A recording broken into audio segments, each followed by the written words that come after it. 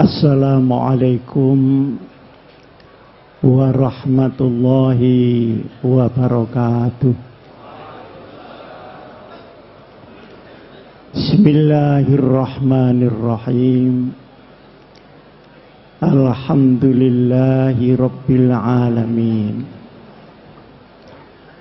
Wabihi nasta'inu ala umurid dunya waddin.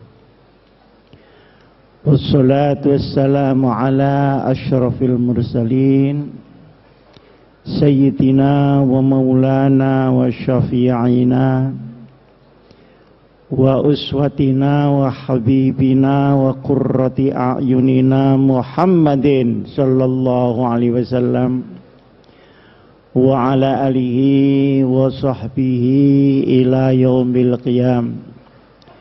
Rabbana atina min ladunka rahmah wa hayyi' lana min amrina rasyada.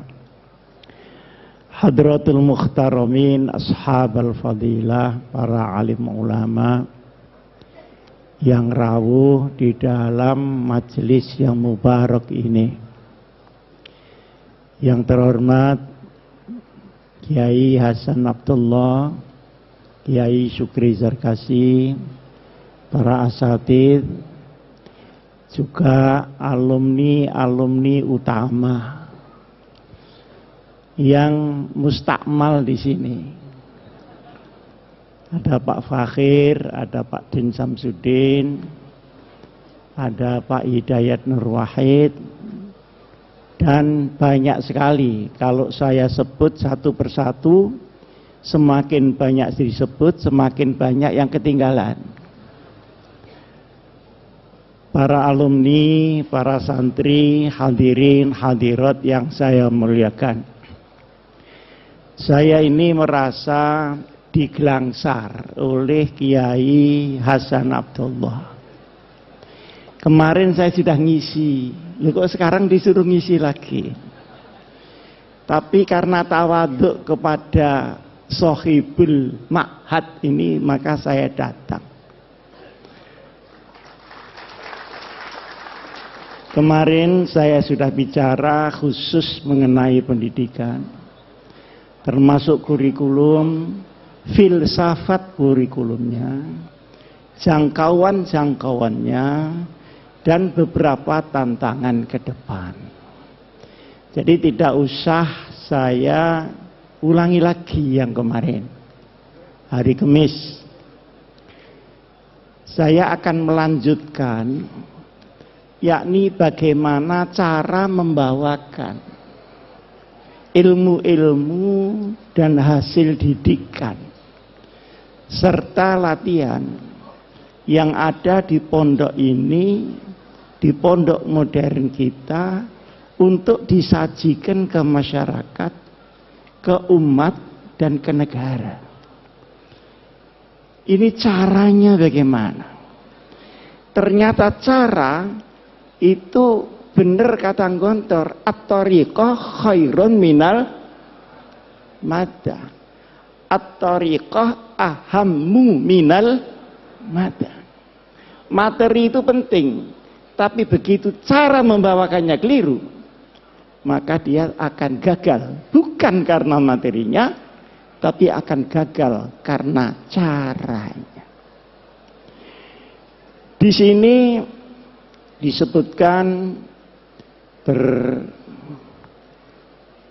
luhur, sudah maklum itu, berbadan sehat yang sudah dipakai diplomasi oleh Pak Fakhir, berpengetahuan luas, dan berpikiran bebas.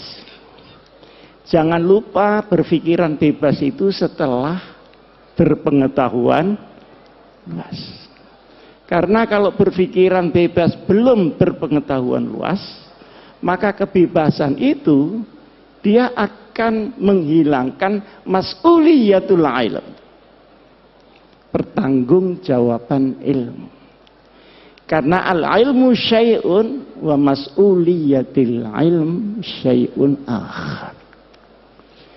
Ilmu adalah sesuatu, Tetapi tanggung jawab menggunakan ilmu ini masalah bukan ilmiah, tapi hidayah dari Allah Subhanahu wa Ta'ala. Hari ini di Indonesia insya Allah tidak kurang orang pintar. Yang kurang itu orang benar, Pak Hasan. Puluhan ribu setiap tahun universitas mengeluarkan S1, S2, S3. Tapi keadaan kita masih seperti ini juga. Dan ternyata membuat pinter anak yang sudah benar itu lebih mudah daripada membuat anak yang sudah kadung pinter tapi belum benar. Hari ini banyak ilmu yang manfaat, Allahumma amin. Tapi banyak ilmu yang mubazir. Ilmunya tinggi tapi tidak terasa gunanya itu di mana. Saya punya teman doktor, Pak Din. Dokter itu kan sudah paling tinggi, atasnya lagi sudah kopiah sudah. Wah, kalau di universitas dia ditakuti karena killer ya, Pak. Tapi kalau pulang itu dimarahi istrinya, itu bisa bodoh mendadak dia. Ini rupanya pengalamannya Pak Khalil. Nah ternyata ini guyon, tapi betulan. Ilmu yang di otak itu akan goncang ketika goncangan ada pada hati seseorang. Berarti yang tepuk tangan ini berpengalaman pada bidang masing-masing. Pak Din ini hebat ketua Muhammadiyah, tapi di hadapan anaknya mentua nanti dulu. Itu ada resepnya tersendiri. Nah, ini kok terlambat ketawanya gimana? Apa bahasa Indonesianya kurang paham kira-kira? Para hadirin hadirat yang saya muliakan. Dan ada juga orang punya ilmu tapi dia berbuat jahat dengan ilmunya. Banyak hakim diadili. Ada jaksa kok dituntut. Ada polisi kok disidik. Lu ada hansip itu ditangkap. Ada satpam diamankan. Pasti bukan karena ilmu, tapi karena mas'uliyatul ilm. Nah, Dinggonter ini diberi mas'uliyah dan diberi ilmu. Tetapi ilmu yang diberikan itu berkali-kali disampaikan oleh Pak Zar, oleh Pak Sahal. Kamu pulang saya hanya bekali kuncinya ilmu. Belum ilmunya itu sendiri. Memang iya, yang diajarkan bahasa Arab ini baru alat untuk mencari sesuatu yang lain. Diajari fikih, ya cuma fikul madheh sama fikih Ahlus Sunnah wal Jamaah itu. Untuk bekal ibadah, mau pingin lebih tinggi, pakai kunci itu. Yang kemarin saya sampaikan menarik adalah Dinggonter mulai diajari pemikiran qauli menjadi pemikiran manhaji di dalam syariat Nabi besar Muhammad sallallahu alaihi wasallam. Itu juga kunci untuk kamu membuka sekian banyak hal-hal yang berserakan di dunia ini. Jadi kalau keluar dari Gonter terus diem, itu berarti dia mbak kunci saja kemana-mana. Mesti mungkin dia mau jual kunci atau tukang kunci. Apa ada di antara yang tepuk tangan ini buka warung kunci palsu? Jadi kuncinya harus segera cari lemari. Ketika itu Pak Zarkasi belum membayangkan ada Universitas Darussalam. Jadi ngitungnya anak kelas 6 berarti aliyah selesai. Belum sampai jamiah, belum sampai memikirkan doktor, belum sampai memikirkan magister. Tapi kunci berkali-kali disampaikan. Nah, kunci ini lemarinya adalah pendidikan yang lebih tinggi. Tapi gudangnya adalah masyarakat. Keilmuan itu bagian dari kehidupan, bukan kehidupan itu yang bagian dari keilmuan. Buktinya tadi, ada dokter yang hilang nyalinya karena disentak oleh bojonya masing-masing. Ini supaya dicatat menjadi mahfuzat.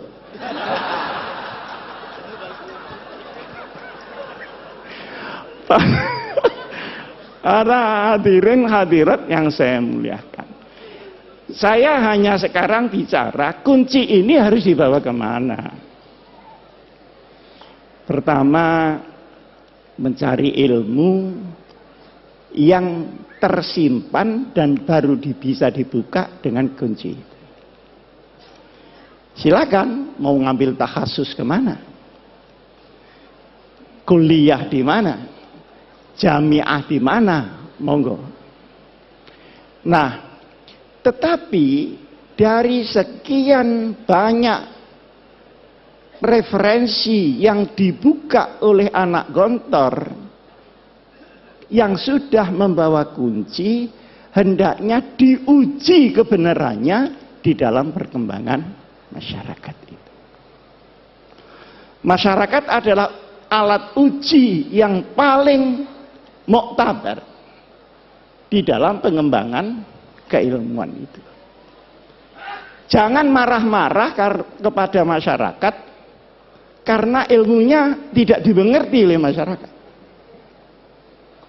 Saya kan termasuk anggota ITSMI, anggota bagian wingking, bagian belakang. Saya ingin menyampaikan, ini orang pinter-pinter. Jangan ngelupuk podo pintere. Tetapi turunlah, kumpulkan orang bodoh-bodoh itu supaya pinter. Kak ngelumpuk podo pinter nih, yang pinter rumangsa kepinteran, yang bodoh ya ndak ngreken wong iku pinter-pintermu. Nah, ini yang dimaksud oleh Trimurti menurut pandangan saya, segera menyelam di masyarakat untuk menguji kecanggihan daripada ilmu kita masing-masing. Nah, masyarakat kita sekarang ini berbeda dengan masyarakat pada waktu masih sugengnya Trimurti. Pada waktu saya masih mondok di sini, keadaan masyarakat itu sederhana. Orang Islam itu cuma dua, kalau ndak NU ya Muhammadiyah, sudah ndak ada lain-lain lagi. Ini mau besanan saja takut tidak mendapat barokah dari masing-masing pemimpinnya. Selisih sedikit ribut. Yang satu kunut, yang satu tidak kunut, ribut. Padahal di kitabnya orang NU ada kunutnya dan ada tidak kunut. Tapi karena dia terkooptasi oleh golongan, ribut. Kalau tidak kunut itu begini-begini. Alhamdulillah sekarang ini sudah tidak ribut karena sudah tidak sholat subuh.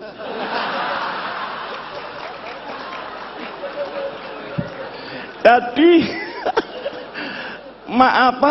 problemnya sudah kelewat.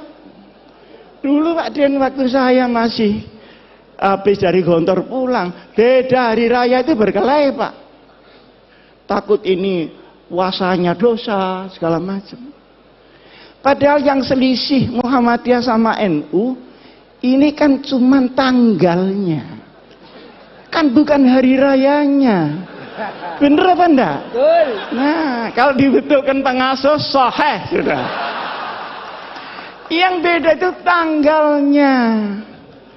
Kalau sholatnya ya itu Allahu Akbar sekian kali takbirnya ya sama. Loh kenapa tanggalnya kok enggak sama? Ngitungnya enggak sama. Kalau NU itu harus kelihatan tanggalnya dan itu perlu 2 derajat di atas ufuk. Muhammadiyah pokok sudah istimewa selesai lah. Ada apa mesti diinceng itu? Apa tamu dia? Lah yang nginceng ini ya enggak mau disalahkan. Karena Rasulullah Shallallahu Alaihi Wasallam itu nginceng. Sampai saya ketika itu Pak Din belum jadi ketua Muhammadiyah. Jadi ketika itu ketua Muhammadiyahnya Pak Syafi'i Ma'arif. Saya diundang oleh Pak Yusuf Kalla. Marah-marah Pak Yusuf Kalla itu. Ini gimana NU sama Muhammadiyah? Masa enggak bisa jadi satu hari rayanya itu? Repot masyarakat kalau begini. Saya tanya, caranya bagaimana Pak? Ya kompromi lah. Caranya, dengan Pak Den ya, maaf, dengan Pak Den. Katanya Pak JK, bagaimana kalau Muhammadiyah turun 1 derajat? NU-nya naik 1 derajat. Oh, kalau begitu langsung cash and carry saja. Ini fikihnya pedagang itu di sini.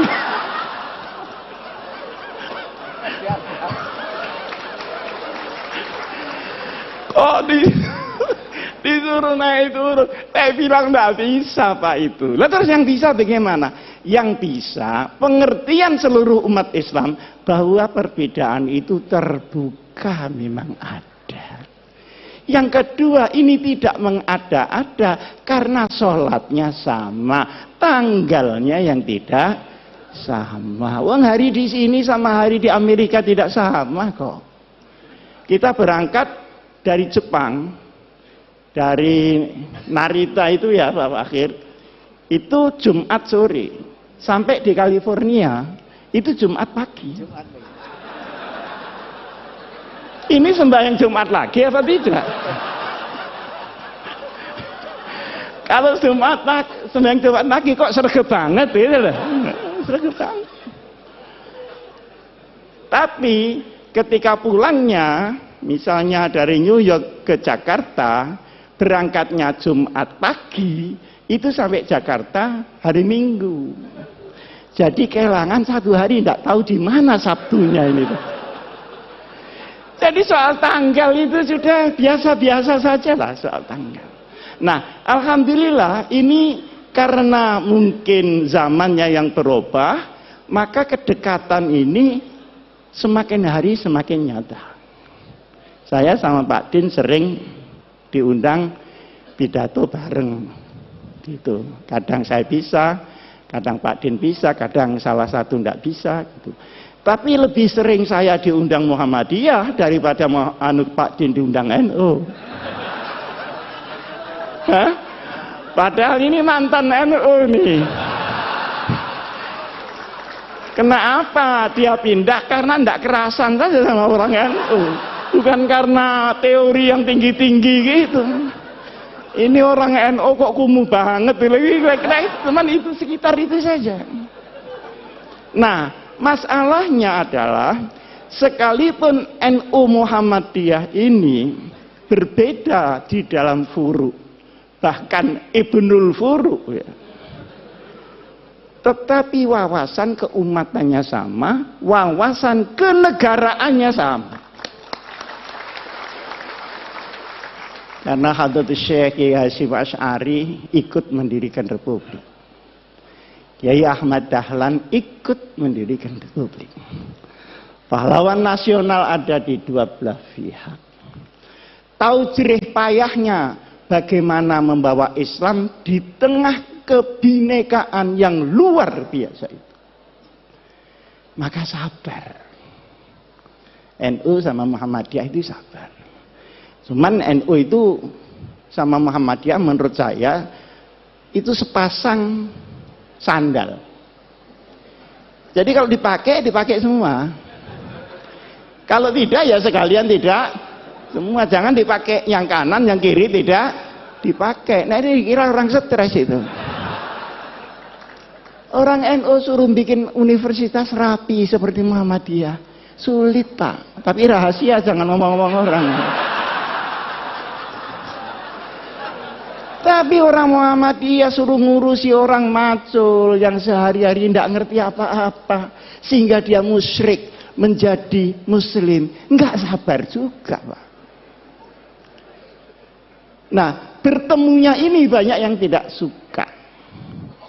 Oleh karenanya, maka wawasan keagamaan, wawasan keumatan, wawasan kebangsaan dan kenegaraan tidak boleh dirobek oleh kepentingan apapun juga. Ya'lamuna kama ta'lamun wa tarjuna minallahi ma la yarjun. Oke, mari kita berjuang mengisi Indonesia ini. Berhadapan dengan yang merusak. Tetapi yakinlah kalau mereka sakit, kita pun sakit. Tapi kita punya Allah, mereka belum tentu mempunyai Allah Subhanahu wa taala. Aqulu qouli hadza wa astaghfirullah li wa lakum. Wassalamualaikum warahmatullahi wabarakatuh.